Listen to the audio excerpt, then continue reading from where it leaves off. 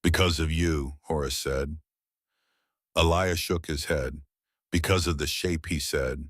I just built it. The warmth did the rest. He finished his coffee. He walked home. He climbed the ridge trail in the late afternoon light with the first snow of the new winter just beginning to dust the tops of the pines, and the valley was gold below him, and the sky was very wide, and he walked the way he always walked, steady, unhurried like a man who knows exactly where he is going and is in no particular rush to get there. Ezekiel Thatcher went up the ridge on the following Sunday as he always did. He carried a sack of dried apples and a new drawing. He had been working on a modification to the vent system that he wanted Eliah to see. He knocked on the bottom door. No answer. He pushed it open. The cabin was warm, not hot, not cold, just warm the way it always was. The steady, patient breathing warmth that Eliah had spent 7 years perfecting. The stove was dark. The fire had been out for some time. But the heat stones beneath the floor were still radiating, and the double walls were still holding, and the air in the cabin was still warm, still rising through the vent shafts into the second level, and the third still climbing, still doing what it had been built to do. Ezekiel climbed the ladder to the second level. Empty. He climbed to the third. Eliah was in his chair, the same chair he had always sat in, the old pine chair his father had built in the first year of the cabin. He was sitting upright. His hands were folded in his lap. On his right knee lay a small framed photograph, the only photograph he owned, a tintype of his mother and father taken in a studio in Cheyenne in 1869, 7 years before Josiah Thornton had died. In his left hand, held loosely against his thigh, was a piece of brown paper folded once. His eyes were closed. His face was still. He looked, Ezekiel would say later, like a man who had fallen asleep watching the sunset and had simply decided not to wake up. He was 30 years old. He had been alive for 7 years, longer than most people in the valley had expected him to live, and in those 7 years he had built a thing that the wind could not take, and the fire could not reach, and the cold could not enter. And he had carried a dying man 3 miles on his back through a blizzard, and he had saved a drowned boy with nothing but the shape of a room and the patience to let warmth do its work, and he had opened a school that bore his father's name, and he had taught a 15-year-old boy to tend a fire in a way that kept 22 people alive. He had proved his father right. Ezekiel unfolded the piece of brown paper. The handwriting was Eliah's, small and careful, the same hand that had drawn every diagram on the school wall. It said this: "Papa, I finished it. You were right. The warmth climbs, it always climbs. You just have to give it the shape. Let it climb." Ezekiel sat on the floor of the third room for a long time. He did not cry. He had learned from Eliah that grief was a private thing. But he sat there, and the warmth of the room pressed against him from every side, rising through the floor and the walls and the air itself. And the stove was cold, and the fire was out, and the cabin was still warm. And Ezekiel understood then, in a way he had not fully understood before, what Eliah had been building all along. Not a house, not a system, not even a legacy. A proof. A proof that a quiet man named Josiah Thornton, a carpenter who had been cheated and shamed and driven to his grave by a man who could not bear to be second, had known something true, had seen something real, had understood in his bones that warmth is not a temperature, it is a shape.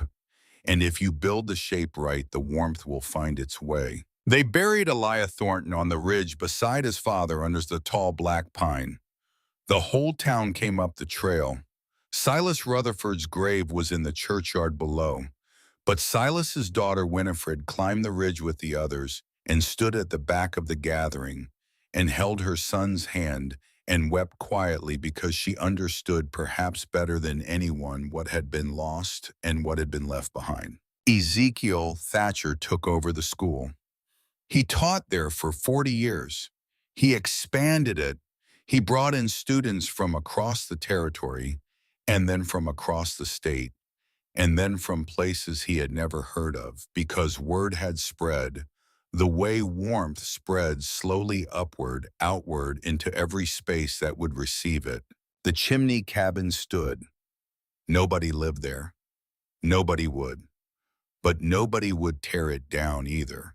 It became a kind of pilgrimage.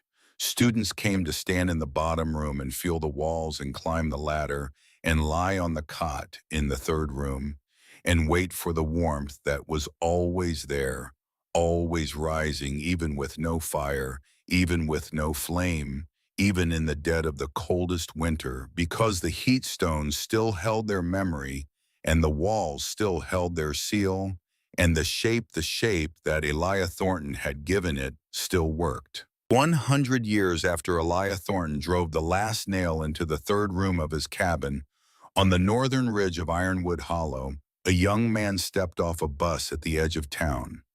He was wearing the khaki jacket and heavy boots of an architecture student from a university back east, and he had a notebook in one hand and a letter in the other. The letter was from the dean of his school. It directed him to visit the Thornton site as part of a thesis project on passive heat retention in pre-industrial American frontier architecture. The dean had written in his precise academic hand that the Thornton stack, as it was known in the textbooks, represented one of the earliest documented examples of vertical thermodynamic design in North American residential construction. The dean had used a lot of words. The young man walked up the ridge trail in the late afternoon. It was autumn 1983. The aspens were turning gold on the lower slopes, and the pines were dark against the sky, and the air was sharp and clean and cold. He reached the cabin. It was still there. The timber had gone silver gray with a century of weather. Moss crept up the north side of the base wall. The tin hood above the stove pipe had been replaced several times over the decades, and the current one was newer than the rest, bright against the old wood. But the shape was the same. 3 rooms stacked like stairs, each one stepped back a few feet from the one below. Narrow, tall, built like a chimney, built like a prayer. He pushed open the bottom door.